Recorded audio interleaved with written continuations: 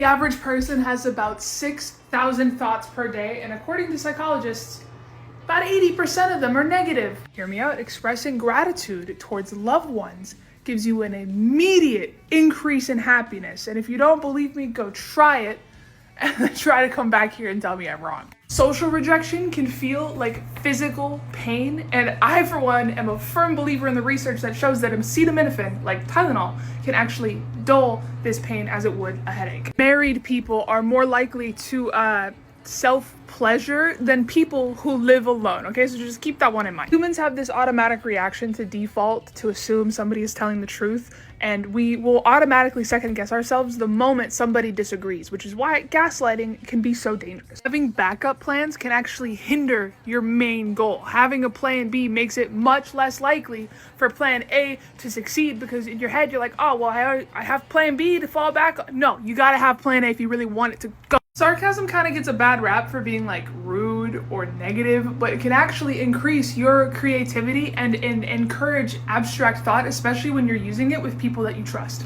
Nowadays, the average high schooler has about the same level of anxiety as a 1950s psychiatric patient, and honestly, I'm not sure what that means about today's society or about how they treated psychiatric patients. I don't really cry though, I guess I shut down. Well, you've heard of fight or flight, but there's also a secret third option called freeze. It's when your body learns that just being still can keep you safe. Is it bad I say I use hookups to feel something? That's because you're chasing oxytocin, but the sex you're having isn't a real connection. It's more of an anesthesia. I smoke when I get too stressed. That's because the substances trick your nervous system into being calm, but it's not permanent or even real. You're gonna have to do it again to keep it going. I might also have a drink or two to relax. That's a chemical dissociation. You're not actually relaxing, you're just turning off your ability to feel. I have noticed that I tend to eat more when I get sad or anxious or bored. That's because food is the safest coping mechanism there is. It never leaves, it never argues, and it always fills the silence. I just throw myself into my work sometimes. That's because you're using achievement as avoidance. You can't fix your feelings, so you're fixing the output.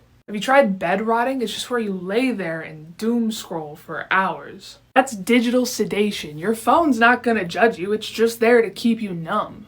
When I'm upset, I just clean everything. Order therapy. You can't control your mind, so you control the space around you. I find that shopping always helps me. That's another temporary dopamine pitfall. The high of the purchase is gonna fade, but that emptiness is gonna stay. When things get really bad, I just kind of sleep all day. That's shutdown. It's like depression's safety blanket. It's literally your brain saying, stop everything before we crash. So it's all just your nervous system trying to keep you alive? Yeah, it's not really like a weakness. It's more of an adaptation, and it just doesn't disappear once the danger's gone. So next time you find yourself doing something that is a coping mechanism, stop and ask yourself, what is it that you're trying to avoid feeling? 1,800 people were sent to Alligator Alcatraz.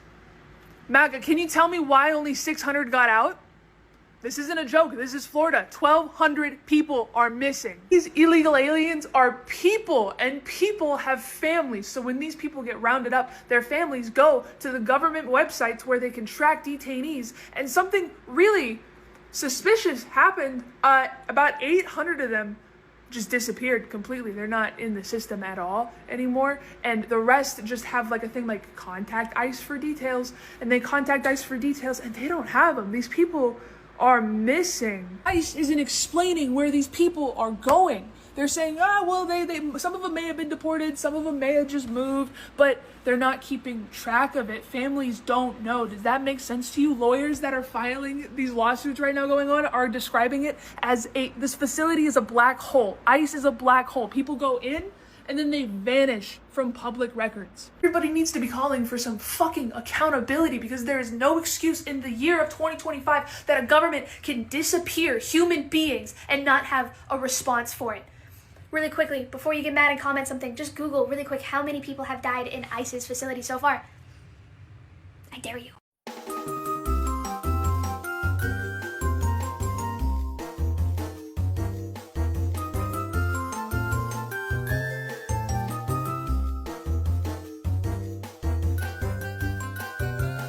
Ozzy Osbourne just passed away. This is sad because his music was really just integrated into our culture. I know you played Crazy Train on Guitar Hero. Just a weird guy with so many weird stories about him and just like really good moments that, here you go. Sharon! Sharon! Ozzy, there you go.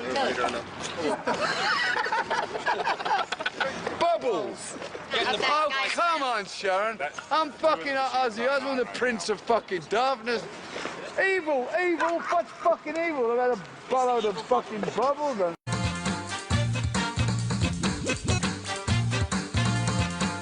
Says, well, it's a burrito.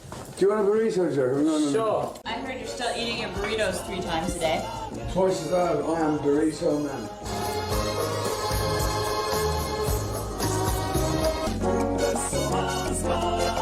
Hey! Get away from my burrito. Yes, right? Yeah.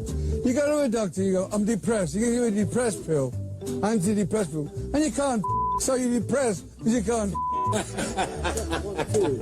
mean, that's great, though. I'm suicidal now. I can't get a boner. Oh, Buddha. I've got to learn Buddhism now.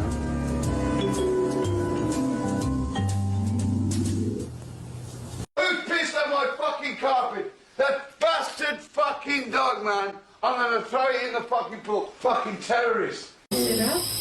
And you want to rinse out? You want to rinse out? No. No? Why don't you take a rinse? I think it'll feel better.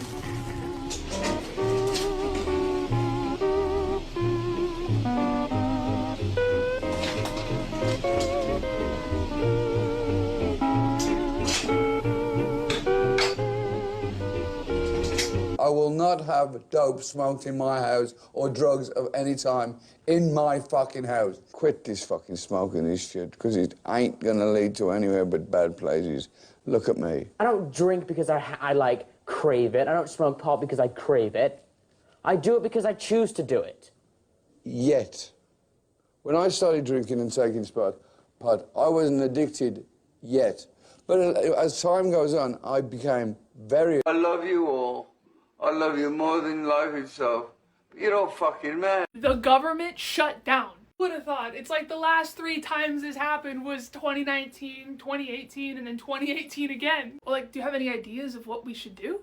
We could use national park bathrooms since nobody's gonna be there to lock them. We could storm Area 51. It's not like anybody's guarding it right now. Make a Venmo account called IRS, and then anybody stupid enough to keep paying that would just send us the money. We could print our own money. We could host a music festival at the White House until he shows back up. Hear me out, what if we replace the national anthem with We Menu music? We got a big enough ladder at Lincoln Memorial, we could start charging people and get them on his lap. Could take the Liberty Bell and replace it with a giant wind chime. Could auction off Yellowstone on Zillow. We could write a song called Why Your Passport is Delayed. We could get a box of crayons and make our own passports. We could make the Speaker of the House chair a dunk tank. Swap all the Supreme Court justice robes with bathrobes. We could repurpose the Pentagon to be a giant laser tag arena. We can outsource the post office to pizza delivery guys. Go to the McDonald's inside of the Pentagon. I have always wanted to go. I bet we could get some substitute teachers to take over Congress. They'd probably do a better job. We could go to the library for free.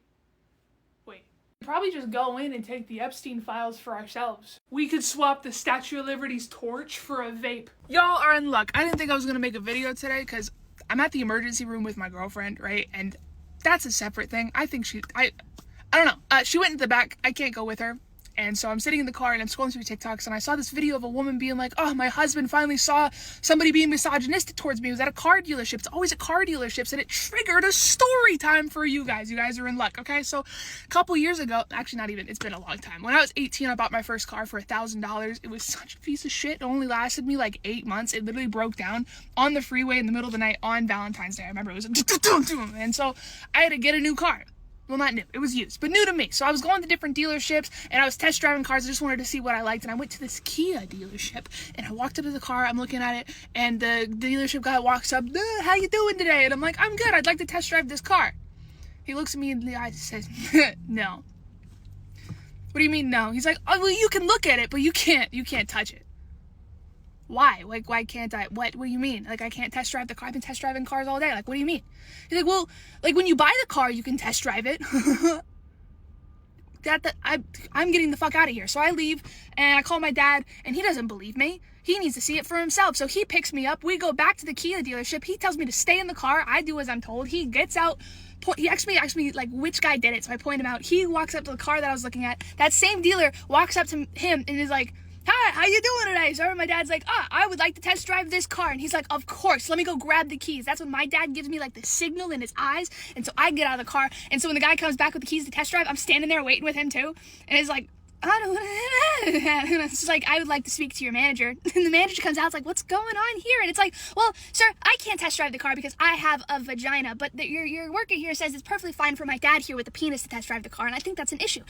Y'all, the man got fired on the spot. It was glorious. It was probably the best moment I've ever had in my life in terms of like this misogynistic thing ever happening, because I got my dad to see it and believe me, and then like ruined this dude's fucking month at least until he found another shitty job. It was so good. And then I went to Honda and just bought a car. Not even finance, I just bought the car. I was ready for it. I knew exactly what I wanted, and that's the Honda Civic that I have. Very first video I posted on TikTok that went viral with the starlight roof. Yeah, that one. That's how I got it, from avoiding Kia. Anyway, God, I don't want to keep sitting in here. I think I should go check on my girlfriend, but like, I'm not a doctor! You said how I got your address?